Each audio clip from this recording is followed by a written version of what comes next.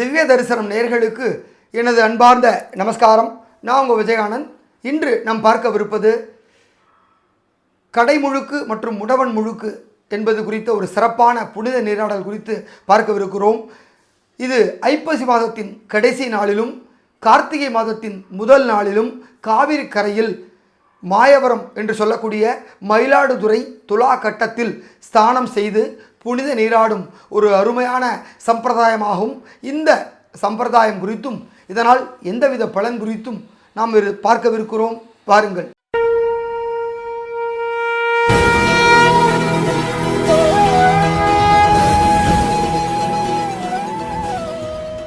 அதாவது 12 மாதங்களுக்குமே நமக்கு ஒவ்வொரு பெயர் இருக்கும். அதுதான் அந்த 12 ராசிகளுடைய பெயர் தான் அந்த மாதத்தினுடைய பெயராக இருக்கும். அந்த வகையில் பார்த்திங்கன்னா இப்போது ஐப்பசி மாதம் நடந்து கொண்டிருக்கிறது. இந்த ஐப்பசி மாதத்தினுடைய கடைசி நாள், அதாவது ஐப்பசி மாதம் முடியும் தேதி வருகின்ற ஞாயிற்றுக்கிழமை 16ஆம் தேதி அன்றைய தினத்துடன் ஐப்பசி மாதம் நிறைவடைகிறது. இந்த மாதத்தை தான் துலா மாதம் என்று அழைக்கிறோம். துலா மாதம் என்பது மிகவும் சிறப்பு வாய்ந்த ஒரு மாதமாகும். அதனைத் தொடர்ந்து கார்த்திகை மாதம் பிறக்கும். திங்கட்கிழமை 17ஆம் தேதி சோமவாரத்தில் நமக்கு கார்த்திகை மாதம் பிறக்கிறது. இந்த மாதத்தை விருச்சிக மாதம் என்று அழைக்கிறோம். துலா மாதத்தினுடைய கடைசி நாள், விருச்சிக மாதத்தினுடைய முதல் நாள். இந்த 2 நாட்களை தான் கடைமுழுக்கு மற்றும் முடவன் முழுக்கு என்று அழைக்கிறார்கள். அதாவது காவிரி கரையில் கங்கைக்கு நிகரான காவிரியில் அன்றைய தினம் புனித நீராடுவது என்பது நம்முடைய பாவங்கள் அனைத்தும் நீங்கி நமக்கு புனிதத்துவம் கிடைக்கின்ற அற்புதமான ஒரு நாளாகும். இதற்காகத்தான் அத்தனை பெரியவர்களும், ஏன் வடக்கிலிருந்து கூட நாம் எப்படி காசிக்கு யாத்திரையாக செல்கின்றோமோ அதே போன்று அங்கிருந்து இங்கு இந்த துலாஸ்தானத்திற்காக யாத்திரையாக வருவார்கள்.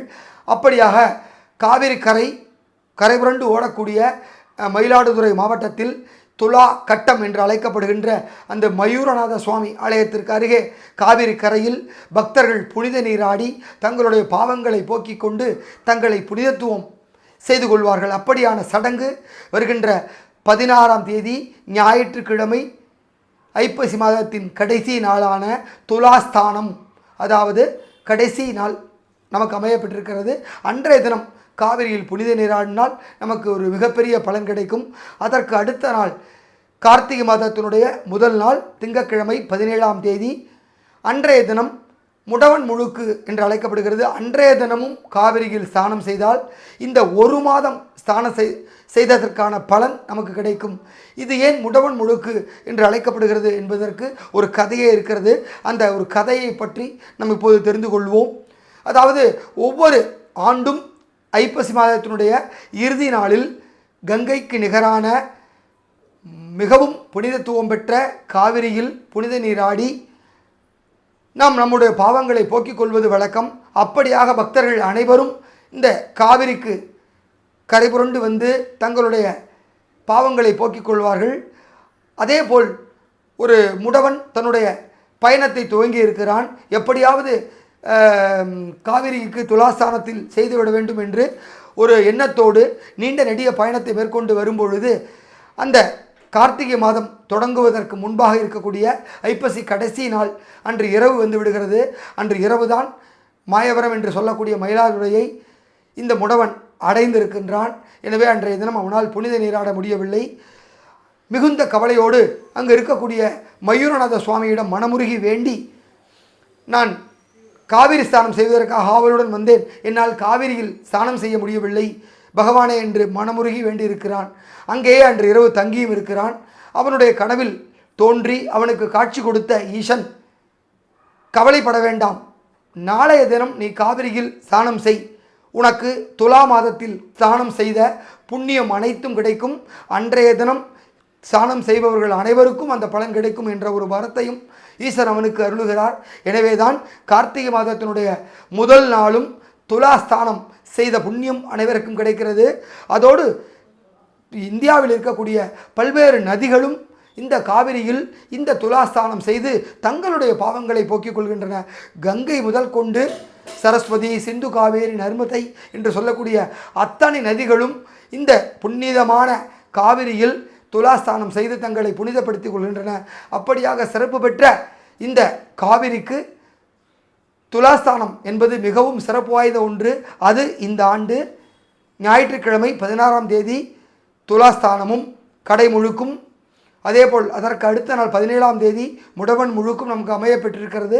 எனவே அனைவரும் இந்த வாய்ப்பை தவற விடாமல் காவிரிக்கு சென்று, அதாவது முடிந்தவர்கள் மாயவரம் செல்லலாம், முடியாதவர்கள் சேலம் மேட்டூரில் தொடங்கி காவிரி எங்கு முடிகிறதோ அதுவரை எங்கெல்லாம் காவிரி கரையில் மக்கள் வசிக்கிறார்களோ அருகாமையில் இருக்கிறார்களோ அத்தனை பேரும் அன்றைய தினம் காவிரியில் ஸ்நானம் செய்து குளித்துவிட்டு தங்களுடைய பாவங்களை போக்கிக் கொள்ளலாம். இது ஒரு அரிய வாய்ப்பு, தவறவிட வேண்டாம். அதனைத் தொடர்ந்து நமக்கு கார்த்திகை மாதம் தொடங்கிவிடும். இந்த ஆண்டு கார்த்திகை முதல் தேதியே சோமவாரத்தில் துவங்குகிறது. சோமவாரம் சிவபெருமானுக்கு சங்காபிஷேகம் நடைபெறும் அற்புதமான ஒரு நன்னாள். அந்த தினத்தில் இந்த முடவன் முழுக்கு வருவது கூடுதல் சிறப்பாகும். எனவே அனைவரும் கடை முழுக்கு மற்றும் முடவன் முழுக்கு இரண்டிலும் கலந்து கொண்டு எல்லாம் வல்ல காவிரி தாயினுடைய அருளுக்கு பாத்திரமாகும்படி கேட்டுக்கொள்கிறோம். அதேபோல் இந்த காவிரிக்கு ஈசனே ஸ்நானம் செய்ததாக ஒரு வரலாறு உண்டு.